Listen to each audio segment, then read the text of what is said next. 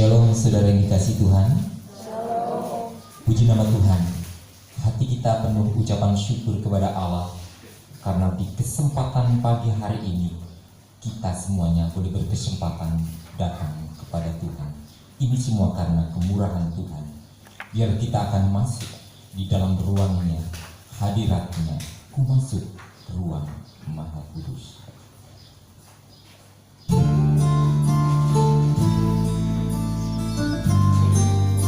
Mari jemaat, ibu bapak saudara kita bangkit berdiri. Kita mau datang kepada Tuhan. Kita angkat pujian kita. Ku masuk ke ruang Maha Kudus.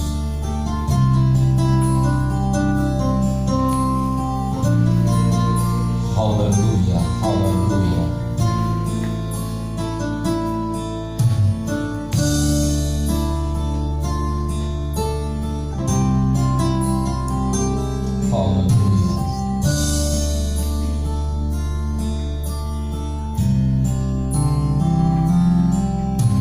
Ku masuk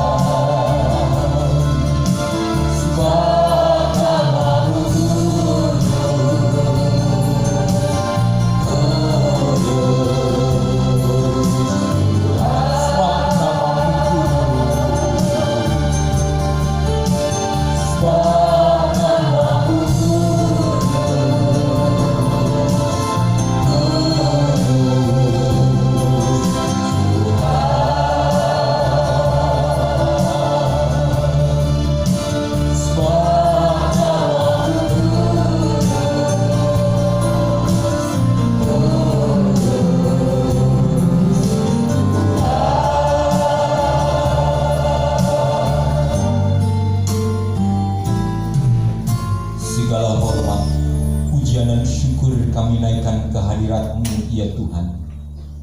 Kami bersyukur atas segala rahmat kasih dan anugerah-Mu sepanjang waktu kehidupan kami hingga saat ini, bahkan untuk waktu yang akan kami jalani. Kami mempercayai dan meyakini Tuhan Yesus yang senantiasa menjaga, melindungi, memelihara hidup kami. Terima kasih Tuhan untuk kesempatan pagi hari ini kami boleh beribadah kembali bersama-sama di rumah-Mu ini Tuhan. Kami mau memuliakan Engkau, kami mau mendengarkan firman-Mu. Biarlah apa yang kami perbuat ini Tuhan hanya bagi hormat kemuliaan nama Tuhan. Terpujilah Engkau Tuhan, dan kami siap untuk beribadah, untuk memuji-muji Engkau di dalam nama Tuhan Yesus Kristus. Yang percaya katakan amin. Puji nama Tuhan. Saudara yang dikasihi Tuhan, kita semua adalah orang-orang yang berkemenangan, orang-orang yang sudah ditebus oleh darah Yesus. Mari kita masuk gerbang Tuhan dengan penuh ucapan syukur. Masuk gerbangnya bersyukur.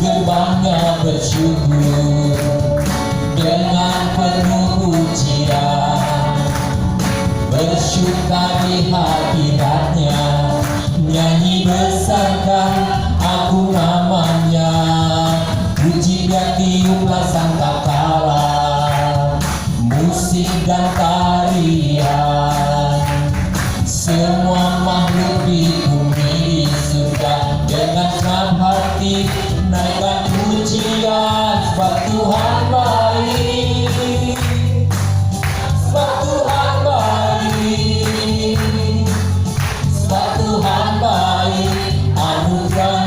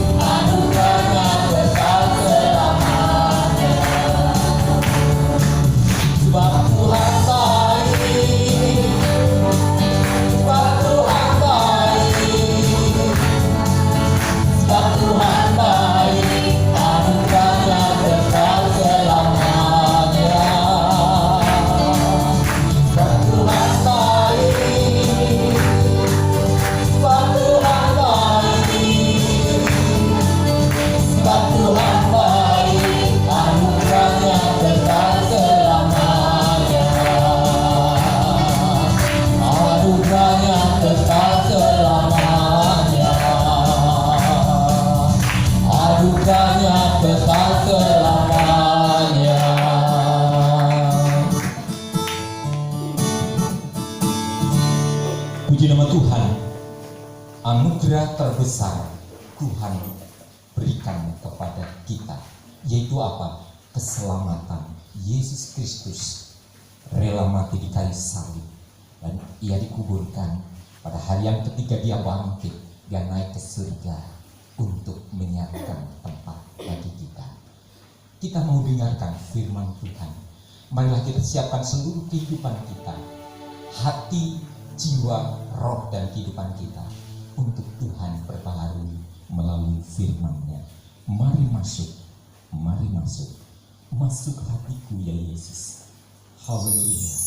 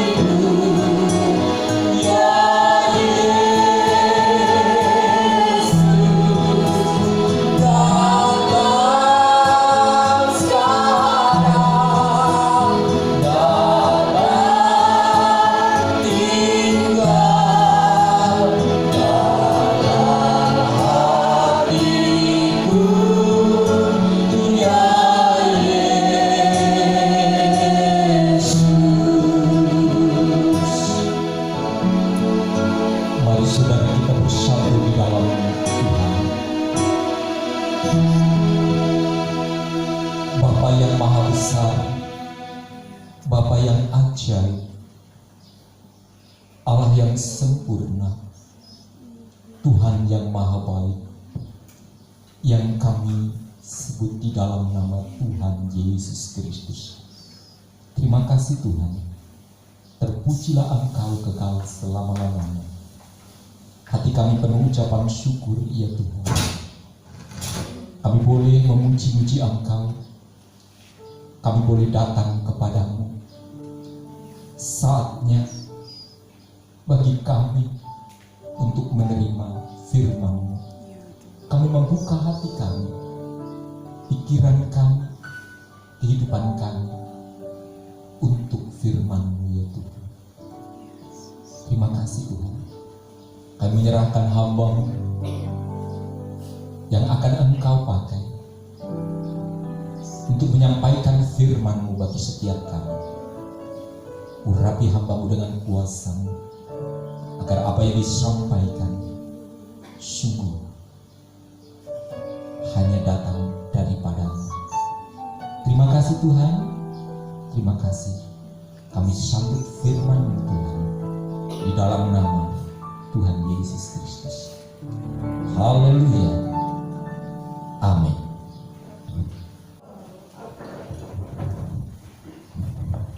Puji nama Tuhan. Bapak Ibu yang dikasihi oleh Tuhan, saya ucapkan selamat pagi. Amin. Ini Bapak Ibu sedang di mana sih? Ya, kita patut bersyukur kepada Tuhan karena Tuhan itu begitu baik dalam hidup kita, sehingga sejak, kalau tidak salah, kita sudah hampir 3 bulan ya. Dan hari ini saya dan Bapak Ibu diizinkan Tuhan untuk beribadah.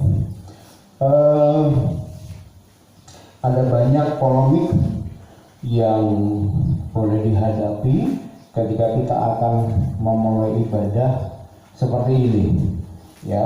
Tetapi kemudian saya memberanikan diri untuk mencoba menghadap kepada yang berwenang. Pertama, yang banyak menyarankan untuk ke Polres. Saya ngomong ini bukan kriminal, tapi ibadah.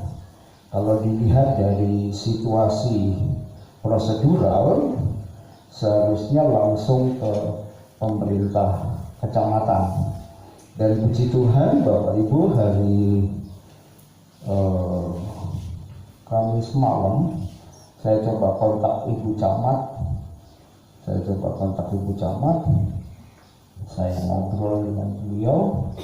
Kemudian beliau sampaikan begini, Pak Pendeta, sebenarnya ibadah itu tidak pernah dilarang sama sekali. Kami tidak pernah melarang ibadah. Hanya kalau memang protokoler kesehatan itu mau dijalankan oleh gereja, silakan saja, karena kita berada di zona hijau. Hanya jangan sampai karena kemudian ibadah menjadikan zonanya berubah. Kemudian beliau memberikan banyak syarat kepada saya secara pribadi, dari pakai banner, pakai masker, kemudian termogan, semuanya. Oke Bu, saya siap untuk mengadakan. Maka dari pagi itu kemudian oleh karena hikmat Tuhan, akhirnya kita gereja, puji Tuhan kita bisa dapat termogan harga murah, karena saya sudah cari 3 bulan yang lalu, tapi sudah pesen, rupanya barangnya nggak datang. Tapi puji Tuhan uangnya tidak hilang, mahal lagi waktu itu. 2 juta lebih. Tapi ini cukup dengan 350 kita dapat. Kemudian kita membuat face shield yang sekarang Bapak Ibu pakai, memang sedikit aneh, tapi daripada Bapak Ibu pakai masker tidak bisa nyanyi, tidak bisa menguap juga. Kalau seperti ini kan bisa menguap ya Bapak Ibu. Ya walaupun hanya 1 jam, tetapi kita bersyukur. Ini adalah new normal. Sesuatu yang tidak normal dinormalkan. Kan kita tidak normal dan pakai gini. Kalau normal tidak mungkin kita mau pakai seperti ini. Tetapi yang terpenting adalah bahwa saya dan Bapak Ibu bisa menggunakan waktu untuk kita beribadah. Amin. Jadi walaupun mungkin agak sedikit panas, saya tersiksa Bapak Ibu pakai begini. Mau ngomong mikirnya double. Ya, tetapi mau bagaimana lagi? Karena memang ini situasi, kita tetap harus bersyukur. Kalau Bapak Ibu harus kena jam pagi, ya bersyukur. Karena sebenarnya tadinya saya sudah persiapan untuk pagi dan sore, tapi rupanya banyak jemaat yang meminta pagi semua. Akhirnya repot kalau semuanya pagi. Akhirnya ya sudahlah, tidak apa-apa, jeda 1 jam untuk mensterilkan ruangan dulu. Setelah itu dimulai lagi, tidak apa-apa. Yang penting pemimpin pujiannya kuat 2 kali. Ya, karena itu aturannya. Jadi setiap pelayan Tuhan harus 2 kali. Ya, pujiannya sama, firman-Nya sama, tidak apa-apa.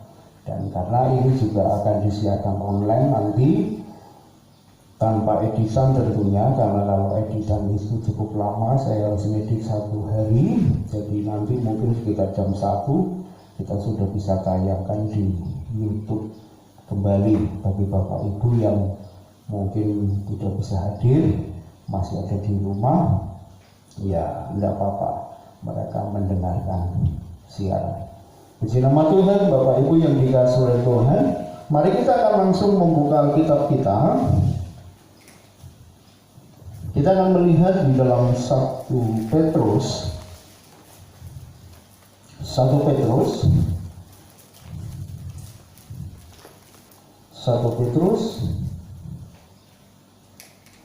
pasal 4 ayat 1 sampai dengan ayat yang ke-6. 1 Petrus pasal 4 ayat 1 sampai dengan ayat 6. Saya akan bacakan untuk Bapak Ibu demikian firman Tuhan. Jadi karena Kristus telah menderita penderitaan badani, kamu pun harus juga mempersenjatai dirimu dengan pikiran yang demikian.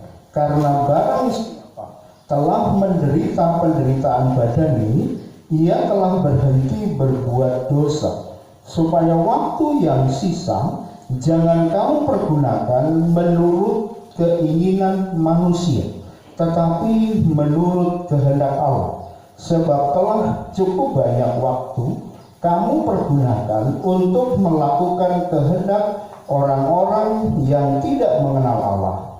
Kamu telah hidup dalam rupa-rupa hawa nafsu, keinginan kemabukan, pesta pora, perjamuan, minum dan penyembahan berhala yang terlarang. Sebab itu mereka heran bahwa kamu tidak turut mencemplungkan diri bersama-sama mereka di dalam hubungan ketidaksenonohan yang sama, dan mereka memfitnah kamu, tetapi mereka harus memberi pertanggungan jawab kepada Dia yang telah siap sedia menghakimi orang yang hidup dan yang mati.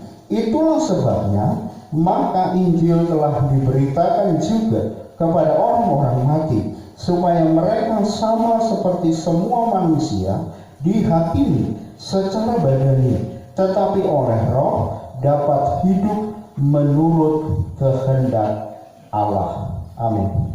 Nah, Bapak Ibu yang dikasihi oleh Tuhan, kalau kita melihat perikop ini sebenarnya ada hubungannya dari pasal 3 ayat 13 sampai dengan ayat yang ke-22, di mana di situ berbicara tentang supaya sabar ketika sedang menghadapi penderitaan. Nah, Bapak Ibu yang dikasihi oleh Tuhan, kalau kita berbicara tentang menderita pada konsep surat Petrus, di dalam surat Petrus ini, kalau kita melihat backgroundnya waktu itu, bahwa memang ini adalah jemaat Tuhan yang tersebar di daerah Asia Kecil, ya, di Pontius, Galatia, dan sekitarnya. Dan waktu itu memang penderitaan itu terjadi bukan oleh karena kesalahan mereka, tetapi justru mereka menderita karena mengikut Yesus. Ketika mereka memiliki sebuah pengharapan kepada Yesus Kristus, mereka harus mengalami penderitaan. Karena apa? Karena waktu itu adalah zaman di mana ketika Kaisar Nero sedang memerintah, dan Kaisar Nero ini adalah kaisar yang tidak menyenangi kekristenan. Kenapa? Karena Kaisar Nero punya sebuah anggapan bahwa kaisar itu adalah Tuhan yang patut ditakuti, yang patut betul-betul dihormati, melebihi daripada Tuhan. Bahwa Tuhan mereka itu seharusnya bukan Tuhan yang lain, tetapi adalah Kaisar Nero. Nah, oleh karena kondisi ini, Bapak Ibu, menjadikan orang-orang Kristen yang hidup pada waktu itu betul-betul mengalami sebuah tekanan. Karena apa? Karena dari sisi Kristenan, mereka harus menyembah Yesus sebagai Tuhan dan Juru Selamat, di mana mereka ini adalah kelompok orang yang sudah dipanggil dan dipilih oleh Tuhan sedemikian rupa. Tetapi dari sisi pemerintahan, mereka harus ditekan. Karena apa? Karena sementara pemerintahan itu menganggap bahwa Kaisar itu adalah Tuhan. Ini sesuatu yang dilematis, Bapak Ibu, yang harus mereka lakukan, sehingga kemudian mereka harus mengalami sebuah penderitaan. Jadi penderitaan itu bukan karena dosa, tetapi ini adalah penderitaan karena mereka harus mempertahankan di dalam iman mereka kepada Yesus Kristus. Makanya kalau kita perhatikan tadi di pasal 4 ayat yang pertama tadi, jadi karena Kristus telah menderita penderitaan badani, kamu pun harus juga mempersenjatai dirimu dengan pikiran yang demikian. Karena barang siapa telah menderita penderitaan badani, ia telah berhenti berbuat dosa. Maka diingatkan pertama kali kepada kehidupan orang-orang Kristen pada waktu itu, agar mereka tetap mempersenjatai hidup mereka dengan penderitaan Kristus. Karena dengan penderitaan Kristus itu sebagai sebuah teladan yang harus dipikirkan. Sebenarnya Bapak Ibu, kata mempersenjatai dirimu dengan pikiran yang demikian, itu sebenarnya kalau kita mau terjemahkan dalam bahasa yang sederhana, itu adalah menjadi satu. Menjadi satu dengan apa? Menjadi satu dengan apa yang pernah dialami oleh Yesus Kristus. Di mana Yesus Kristus itu dia harus mati secara amat gila. Karena apa? Kematian karena dosa. Jadi oleh karena dia menanggung segala penderitaan dosa itulah, maka dia harus menderita, maka dia harus mati. Memang Bapak Ibu, kalau kita memperhatikan konteks bahasa Indonesia, agak sedikit kita kebingungan ya, karena di situ dikatakan karena barang siapa telah menderita penderitaan bagani, ia telah berhenti berbuat dosa. Barang siapa menderita penderitaan bagani, ia telah berhenti berbuat dosa. Ini terjemahannya agak sedikit boleh dikatakan membingungkan Bapak Ibu. Bukan berarti begini, kalau kita memahami ayat ini secara teks, apa yang dikatakan dalam konteks bahasa Indonesia, itu sepertinya kita begini, bahwa orang menderita, ya, orang itu mengalami penderitaan. Kalau orang itu tidak mengalami penderitaan, berarti orang itu berdosa. Karena apa? Karena di situ dikatakan barang siapa telah menderita penderitaan badani, ia telah berhenti berbuat dosa. Jadi sebenarnya pemahamannya begini Bapak Ibu, bahwa ketika orang itu harus menderita karena dia menjadi miliknya Yesus Kristus, karena dia harus hidup di dalam Yesus Kristus, maka biarkanlah penderitaan itu, supaya engkau tidak akan kalah terhadap penderitaan. Jadikanlah dalam hatimu, dalam pikiranmu itu, bahwa Yesus sudah menderita karena dosamu. Ya, jadi pemahamannya dalam konteks bahasa aslinya itu begitu, bahwa kalau Yesus menderita, itu karena dia menderita dengan menanggung dosa-dosamu, sehingga kemudian dosa itu sudah selesai saat Yesus itu harus tergantung di atas kayu salib.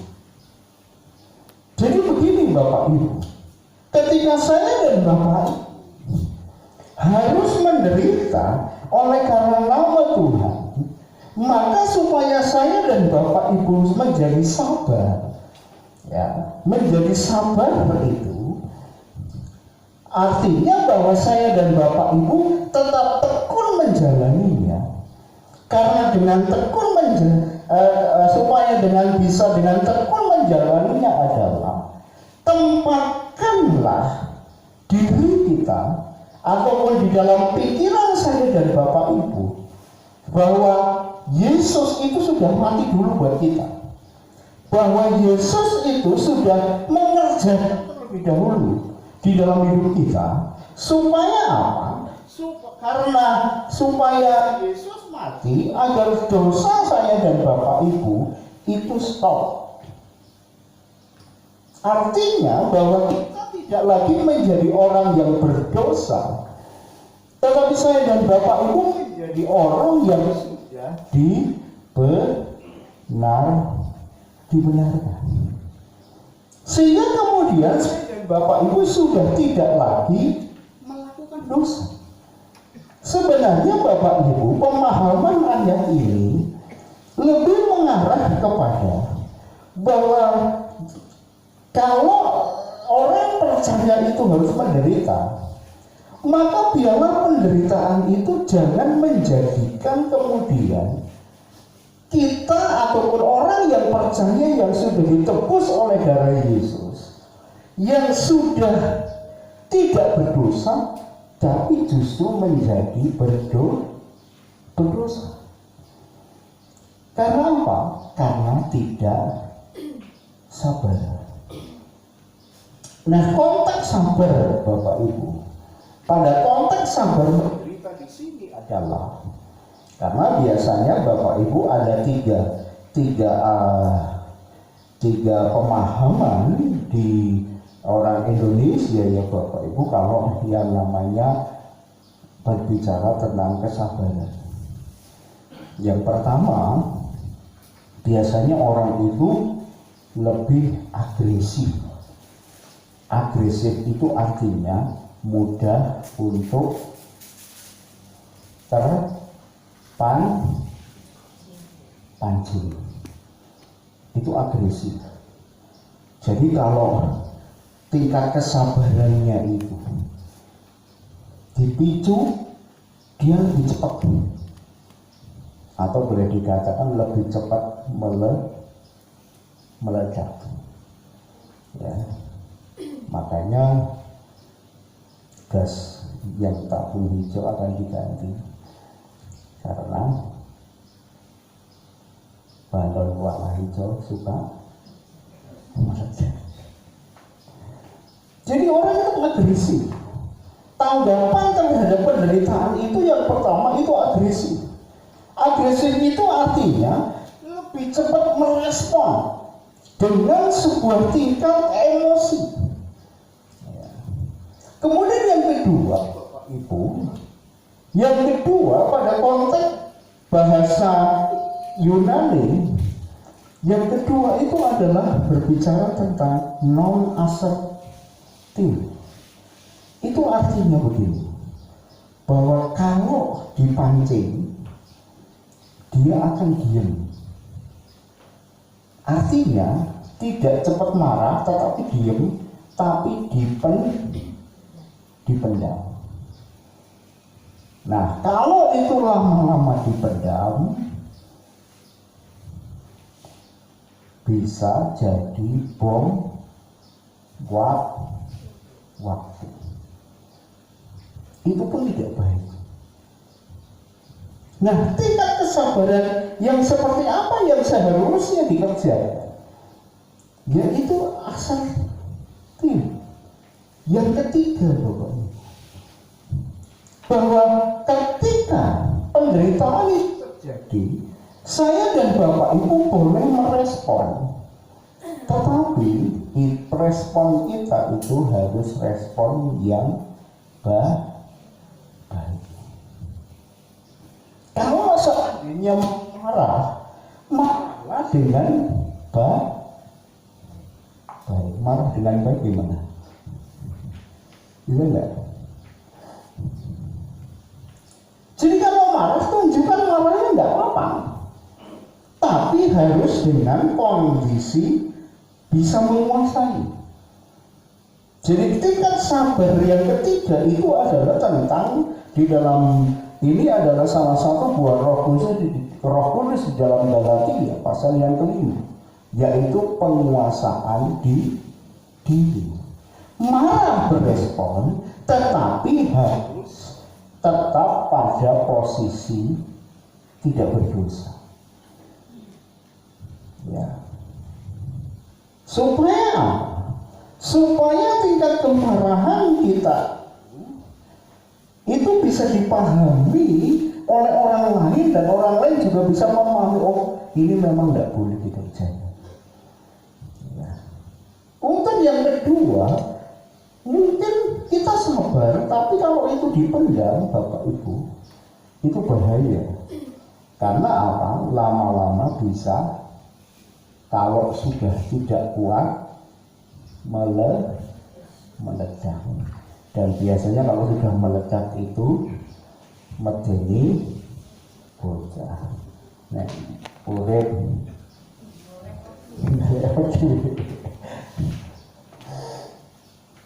Jadi ketiga yang diarahkan oleh firman Tuhan, bahwa supaya ketika saya dan Bapak Ibu menderita tidak apa-apa.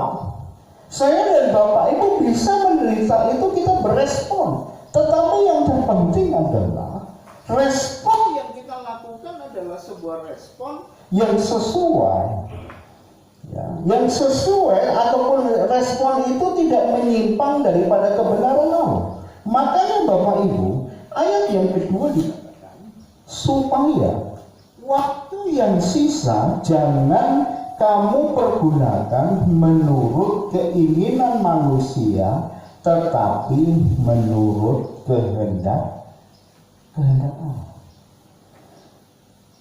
Supaya saya dan Bapak Ibu tidak jatuh dalam dosa, tetapi supaya saya dan Bapak Ibu bisa memanfaatkan waktu yang sisa ini. Karena waktu itu tidak akan pernah terulang lagi. Dan waktu yang sisa yang masih diberi kesempatan oleh Tuhan dalam hidup kita, jangan sampai itu diisi dengan kita melakukan sebuah pelanggaran. Karena saya dan Bapak Ibu tidak sabar terhadap penderitaan. Tetapi supaya saya dan Bapak Ibu tetap sabar, tetap memanagenya, supaya apa yang kita lakukan itu tidak menyimpang dari kebenaran firman Tuhan. Tapi apa yang kita lakukan itu masih tidak menyimpang, tapi kita betul-betul tidak menyia-nyiakan kesempatan. Kesempatan untuk saya dan Bapak Ibu mempergunakan waktu. Dan apa yang kita gunakan waktu selama kita sudah diampuni ini adalah hidup sesuai kehendak Allah. Saya katakan kepada teman-teman pendeta, ketika teman-teman mau memulai ibadah, saya sampaikan, yuk kita gereja jadi teladan. Kalau rumah ibadat yang lain itu dilarang tapi tetap mau mengadakan, kita jangan ini. Tapi supaya kita punya warna yang berbeda, ikuti jalur yang benar dulu. Sebelum jalur itu kita ikuti, jangan kita coba melanggarnya. Karena apa? Di tengah-tengah situasi ini, kita harus menggunakan waktu yang ada. Jangan sampai kita melakukan sebuah dosa. Nah, Bapak Ibu yang dikasih oleh Tuhan, kadang-kala Bapak Ibu yang dikasih oleh Tuhan, ketika penderitaan karena nama Tuhan, karena penderitaan menurut Yesus kadang-kadang menjadikan saya dan Bapak Ibu tidak bisa sabar. Kadang-kadang kita sepertinya ingin membalas, sepertinya ingin melakukan sebuah tindakan-tindakan yang mungkin itu bisa menolong kita. Tetapi kebenaran firman Tuhan mengatakan, jangan sia-siakan waktu yang ada, tapi pergunakan waktu yang ada supaya kita itu tetap melakukan kehendak Allah. Bahwa waktu yang sedikit itu kita mau pergunakan untuk apa? Melakukan kehendak Tuhan. Ada jemaat tanya kepada saya, Pak Yakub, sesuai hikmat Tuhan yang diberikan kepada Pak Yakub, ini kira-kira sudah akhir zaman atau belum? Kira-kira COVID-19 ini datang dari Tuhan atau ini kehendak Tuhan atau bagaimana? Saya katakan kalau kita ngomong akhir zaman, ini sudah akhir zaman. Tapi kalau ini kita mau ngomong ini zaman antikris, belum. Karena antikris belum muncul. Walaupun nanti mungkin Bapak Ibu mendapat ada berita katanya chip ditanam, terus pakai huruf angka berapa? 666. Itu masih jauh. Tapi yang terpenting adalah sudah kita tidak usah bicarakan itu. Tapi yang harus kita bicarakan adalah waktunya tinggal sedikit. Dan sedikit waktu itu mari kita gunakan sebaik-baiknya. Untuk apa? Supaya kita tidak jatuh dalam dosa. Tetapi supaya saya dan Bapak Ibu ini mempergunakan tidak menurut keinginan manusia, tetapi supaya saya dan Bapak Ibu mengikuti keinginan atau kehendak dari Tuhan. Karena ketika kita melakukan kehendak Tuhan, saya percaya waktu yang sedikit itu menjadi satu waktu yang berguna untuk mempersiapkan diri saya dan Bapak Ibu kepada sebuah kekekalan yang luar biasa. Yesus sudah mati, dan kematian untuk saya dan Bapak Ibu, agar saya dan Bapak Ibu tidak lagi berdosa, tetapi supaya saya dan Bapak Ibu hidup. Dan mari Bapak Ibu, kalau seandainya saya dan Bapak Ibu harus menderita karena nama Tuhan pun, jangan sampai kita tidak sabar. Jangan sampai kita kemudian melanggar ketetapan Tuhan, tetapi tetaplah melakukan sebuah kehendak Tuhan. Tahan segala keinginan-keinginan manusia. Karena kata keinginan manusia sebenarnya itu menuju kepada nafsu manusia atau hawa nafsu yang dipengaruhi oleh keinginan ego manusia itu sendiri tanpa memperhatikan keinginan Tuhan. Kalau itu ego, berarti itu juga tidak memikirkan orang lain. Jadi Bapak Ibu yang dikasihi Tuhan, mari gunakan waktu yang sedikit ini untuk saya dan Bapak Ibu. Jangan menyanyikannya, tetapi usahakan untuk saya dan Bapak Ibu memahami, mengerti, dan melakukan kehendak Allah. Kita tundukkan kepala, kita berdoa.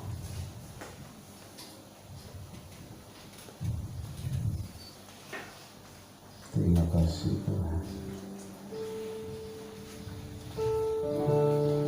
Haleluya, haleluya. Terima kasih Yesus. Terima kasih Tuhan.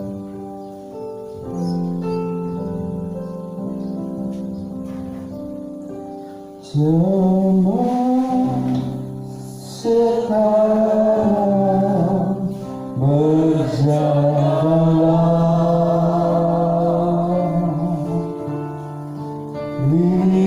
lihat dunia bergelora, kedengaran sini sana banyak kabar menggemparkan, berlindunglah dalam sabda Allah. Sekarang berjagalah, lihat dunia bergelora,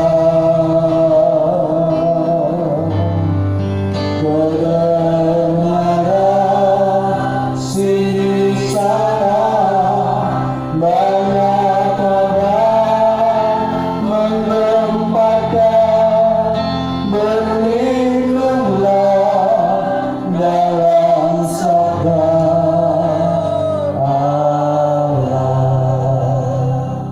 Bapak Ibu yang dikasihi oleh Tuhan, mari kita akan belajar menggunakan waktu yang masih Tuhan beri buat kita, agar waktu itu tidak menjadi sia-sia untuk kita mengikuti keinginan-keinginan manusia saja. Tetapi mari kita mau belajar untuk kita mengikuti kehendak Tuhan. Kehendak Tuhan itu pasti yang terbaik, dan kehendak Tuhan itu ketika kita lakukan itu berdampak kepada kekekalan. Jadi mari kita pergunakan waktu, bukan untuk kita harus terpancing karena dunia, kemudian kita jatuh kembali dalam dosa, tetapi supaya saya dan Bapak Ibu benar-benar hidup sesuai dengan kehendak Allah, supaya kita hidup sesuai dengan apa yang menjadi rencana Allah. Karena dengan demikian saya dan Bapak Ibu berarti menghargai waktu yang diberikan Tuhan buat kita. Kedengaran sini sana banyak kabar menggemparkan, berlindunglah dalam sabda Allah. Segala pujian dan syukur kami naikkan kepada-Mu Tuhan. Biarlah kami mau hidup sesuai dengan kebenaran firman Allah, untuk kami tidak terpancing oleh dunia, tetapi kami mau tetap sabar, tetap hidup sesuai dengan kehendak Allah. Kami mau melakukan bagian sesuai dengan apa yang harus kami lakukan, yaitu menjadi orang-orang yang percaya Yesus sebagai Tuhan dan Juru Selamat. Kami tidak terpancing untuk melakukan dosa, tetapi kami mau tetap terus melakukan kehendak Tuhan. Materaikan firman-Mu dalam hidup kami, dan sebentar kami juga akan menikmati perjamuan Tuhan.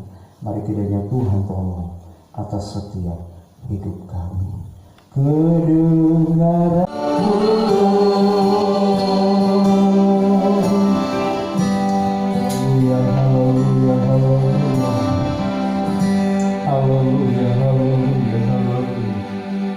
Terima kasih Tuhan, terima kasih Yesus. Roti dan anggur sudah ada di dalam hidup kami. Sebentar kami akan menikmatinya.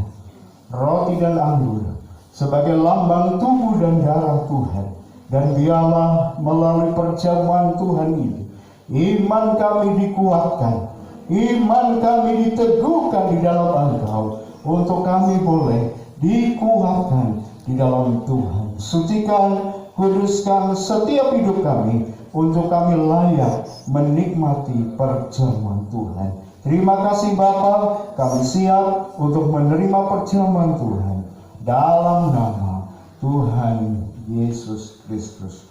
Roti sebagai lambang tubuh Yesus di tangan kanan, kita angkat di atas kepala kita. Sebentar sebelum kita menikmatinya, dengarkan firman Tuhan. Sebab apa yang telah kuteruskan kepadamu, telah aku terima dari Tuhan, yaitu bahwa Tuhan Yesus pada malam waktu Ia diserahkan, mengambil roti, dan sesudah itu Ia mengucap syukur atasnya.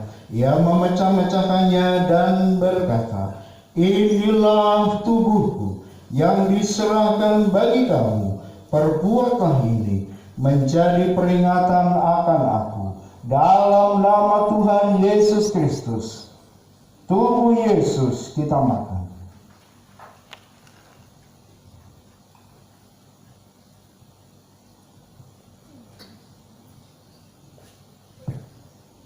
Haleluya, haleluya, haleluya, haleluya, haleluya. Cawan kita pindahkan ke tangan kanan. Cawan ini berisi daripada darah Yesus. Bagi Bapak Ibu yang membutuhkan bantuan doa, kekuatan iman, tumpangkan tangan kirimu di atas dadamu. Dengan penuh keyakinan, Tuhan sanggup melakukan perkara yang besar atas segala hidupmu. Apapun bebanmu, dalam Yesus ada kelegaan. Sebelum kita meminum darah Yesus, dengarkan firman Tuhan. Demikian juga Ia mengambil cawan sesudah makan, lalu berkata, "Cawan ini adalah perjanjian baru yang dimeteraikan oleh darahku. Perbuatlah ini setiap kali kamu meminumnya, menjadi peringatan akan aku. Dalam nama Tuhan Yesus Kristus, darah Yesus kita minum.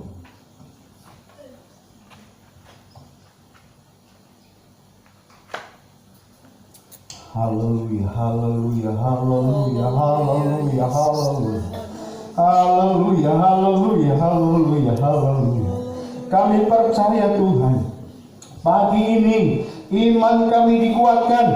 Iman kami dikuatkan, diteguhkan di dalam Engkau. Segala beban, persoalan, bagi tangan kiri yang tertumpah di atas dada mereka, kami percaya pada pagi ini Tuhan mendengar doa mereka. Tuhan campur tangan dari sorga, menjamah dalam nama Tuhan Yesus Kristus, sehingga mereka semuanya mengalami kelegaan yang datang dari Tuhan. Terima kasih Tuhan. Terima kasih untuk firman-Mu. Terima kasih untuk perjamuan-Mu. Kami percaya setiap kami sudah diberkati oleh Tuhan.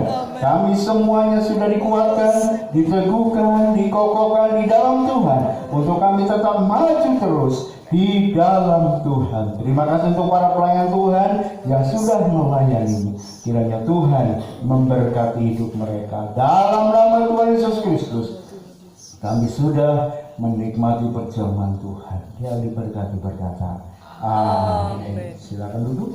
Daun akan diambil. Ada doa, kontak doa setiap pukul 9 malam selama 15 menit dengan pokok doa yang sama. Kita minggu depan kita akan kembali beribadah pada pukul 8. Kita berdiri, kita akan akhiri ibadah kita pada pagi hari ini. Kiranya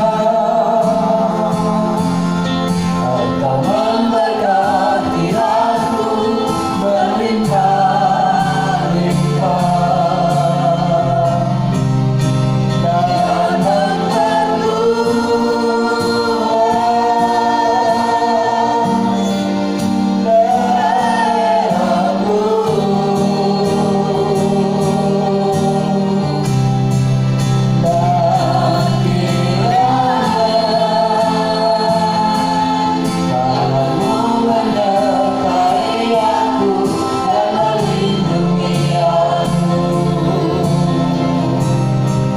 dan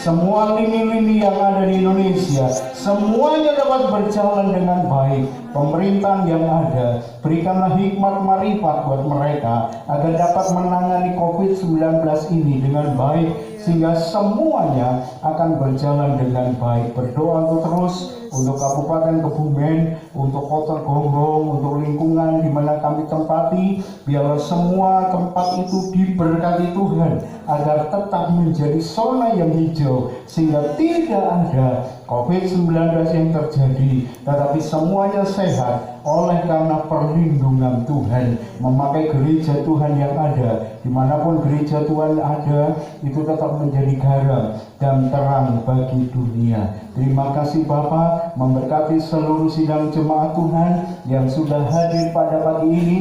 Kami yakin, kami percaya kehadiran mereka diberkati oleh Tuhan. Tuhan campur tangan, pekerjaan mereka diberkati, rumah tangga mereka diberkati, putra putri mereka diberkati oleh Tuhan. Jika sebentar kami akan pulang, tinggalkan tempat ini, dan sebelum kami pulang, kami juga akan memberikan korban persembahan. Biarlah persembahan ini menyenangkan, menyukakan hati Tuhan, dan setiap jemaat Tuhan yang memberikan pasti dibalas berkat di dalamnya. Terima kasih, tuntun kami agar kami dapat menjalani hari-hari ini sehingga hari-hari yang kami jalani berjalan bersama dengan Allah, kami boleh melakukan perkara yang besar. Terima kasih Bapa, dalam nama Tuhan Yesus Kristus kami akhiri seluruh acara ibadah pada pagi hari ini. Mari kita tengahkan tangan kita kepada Tuhan. Sebentar kita menerima berkat yang datang dari Tuhan. Dan sekarang sidang jemaat yang dikasihi oleh Tuhan, arahkanlah hati dan pikiranmu kepada Allah. Berjalanlah sesuai dengan kebenaran firman Tuhan yang sudah kita dengar pada pagi hari ini. Demi kemurahan Allah, pulanglah dengan membawa rahmat berkat, damai sejahtera yang datang dari Allah Bapa di dalam sorga, di dalam cinta kasih daripada Yesus Kristus sebagai anak yang tunggal, dalam persekutuan kuat kuasa Roh Kudusnya, memberkati engkau hari ini sampai Tuhan Yesus datang kali yang kedua. Terima kasih.